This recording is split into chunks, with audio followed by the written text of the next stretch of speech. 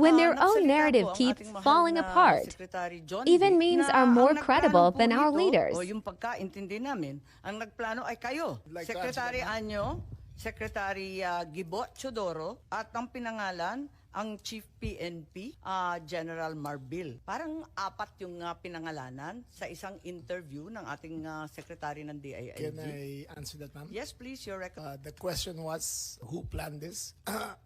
I did not state in any way who planned it. The meeting was of executive privilege. It is a conversation between the president. Once I mentioned, there was. So what exactly did you say? Ano sinabi po ninyo? They Ang asked me- pagkaintindi namin, itong apat na pinangalanan, ang siyang nagplano. Ma'am, we're already invoking namin. executive privilege in this matter. Yes. We're invoking executive privilege in this. Yes, that's Already- fine, but it's in yes. the interview and it's Yes, ma'am. public. It goes as far as the interview, ma'am. Yes, ma'am. Yes, That's it. I'd like to understand. I think your brother was trying I to did not explain state in any what he way. said in the interview, and I'm happy They to asked hear me it. if I planned it. I said it was not me. There were other people in the room, but we did not discuss any plans of any arrest. Saan nanggaling yung mga pangalan na ito?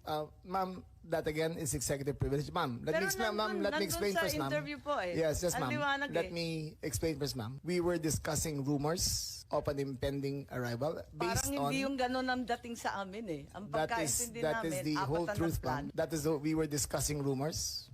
Go ahead, ma'am. Patugtog na lang natin para maintindihan ha. And was that the plan from the very Yes, from the beginning? very what beginning. what was, and who was really on top of this? Kayo ho ba? Because during the press conference of the president, it was you and the president. Yes. So yes. ikaw ho ba nagplano ng lahat ng ito? Hindi naman, hindi naman. It was a group effort. Secretary Chidoro was there, Secretary Anyo was there too, and the President and I. So, hindi naman ako. Ako lang ang natira stand by that, ma'am. last man standing doon sa Malacanang. I stand by that. Kasi Secretary Chidoro was working out of his office sa Camp Aguinaldo. Yes, ma'am. Secretary Anyo, of course, his specialty is sinabi. intelligence. Yes, So he was Patayin na muna natin. Pakaliwanag naman ang sabi ninyo, hindi ako mag-isa kahit ako ang kasama ng presidente nung nagsalita Yes, ma'am. sa press con, hindi ako mag-isa ang nagplano. Isang grupo kami. Tapos pinangalanan mo. no, ma'am. Sinabi ninyo eh. I state, ma'am, again, executive privilege. But, ma'am, Walang executive privilege kasi binunyag na I ninyo sa must TV. state it very clear, as I stated very clear, that there was no mastermind. We were discussing mainly about what the president's statements were in Hong Kong, and it was based all on that statement, ma'am. Sinabi ninyo na hindi kayo mag-isa na nagplano, kundi isang There was no grupo. planning, ma'am. Pero yun ang sabi eh. I said, hindi ako nagplano. Marami May kaming- isang grupo na ang- nagplano. We were all talking about a rumor, ma'am, and that was all. Rumor lang yon. Yes, ma'am. Group effort ang sabi mo eh. Ang tanong niya kung ikaw ang nagplano, tapos sabi mo, There was no hindi, planning, group ma'am. effort. There was no planning, ma'am. Anong in-effort ng group ma'am, kapag hindi let plano? me make I think that we're intruding into executive privilege already, ma'am. I think that we please No, I'm respect just our. asking him to explain the media. Yes, ma'am. But Yes, it's already I'm a very thin confining- dividing line between what transpires in a room between cabinet members I will- and a media statement. But there's a very thin dividing line, ma'am. Understood. I hope that we can respect executive privilege. Pero ngayon, sinabi kasi sa TV, paliwanag naman ninyo sa atin kung ano ibig sabihin. Kasi ang sinabi, hindi ako mag-isa na nagplano, may grupo kami. They asked me if I had planned it. Sabi ko, I did not. I did not plan it. I said we were there, and not to skirt, ma'am, executive privilege.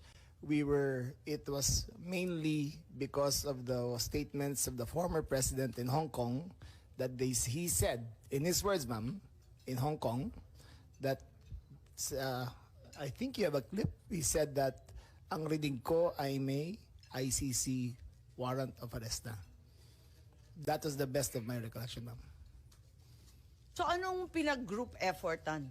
Anong To discuss diniscuss the ng rumor, ma'am. grupo na That, again, ma'am, pinangalanan nyo? as far as I will invoke executive privilege, there was no, you cannot plan on a rumor, ma'am.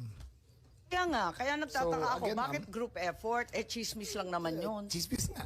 Ayun Yun na yun. nga, kung chismis, bakit mag-group effort pa? Tapos pinangalanan mo Ma'am, pa lahat na maraming nag-group marites sa effort. mundo to, ma'am. Dabis naman yung marites, dami-daming It marites was a sa amin. discussion of a rumor based on the statement of the president in Hong Kong. Secretary Anyo, of course, his specialty is intelligence, so he was gathering all the information in his source, in his location.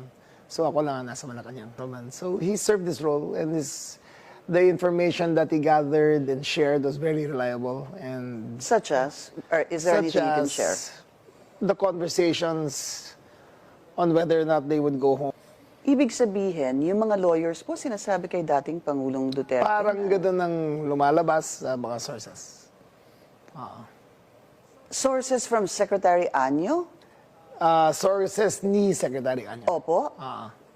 And he relayed that to the core team. So the core Yes. team is the President, yourself, Secretary Anyo, Secretary Teodoro, and The President. the...